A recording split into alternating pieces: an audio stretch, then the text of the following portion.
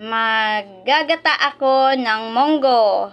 Pero bago yan, kailangan ko muna itong linisin at tubigan ng kaunti at ilaga. Lagain ko muna to para pag lambot saka ko na gataan. Yan ang aming ulam.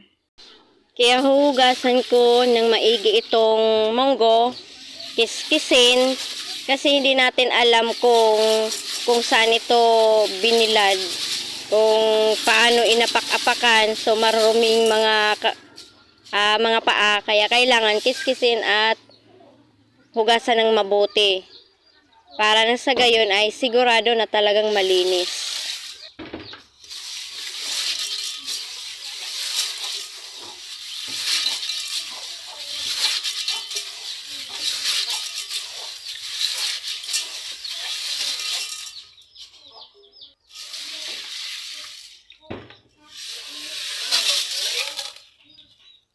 Marin na siyang sabawan kasi maano na siya, clear na yung tubig.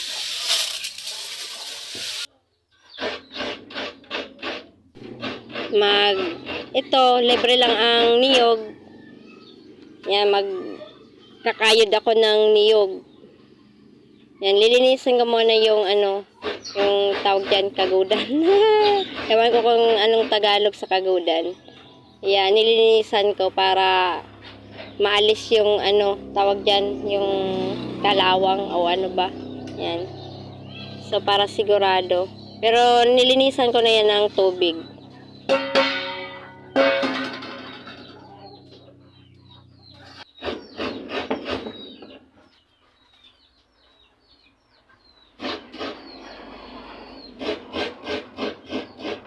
At mabuti nga at hindi ko na binibili na yung niyog. So may niyog naman kami sa aming bakuran. Kaya libre na dito ang niyog. Kaya salamat na lang. Kaya ako ngayon ay magsisiga na ng apoy. Ang hirap kaya ng kahoy. Lalo na yung mga palapa. Talagang mahirap na kitain. Lalo na maraming tao na din na nangangailangan o gumagamit nito. Lalo na naulan, kaya basa yung mga palapa at mga kahoy. Mulang, kaya mahangin. Ganito din ba kayo kapag nagsisiga, gumagamit kayo ng plastic para makapagsiga lang kayo? So kapag mahangin, namamatay pa, di ba? Nakakainis yun.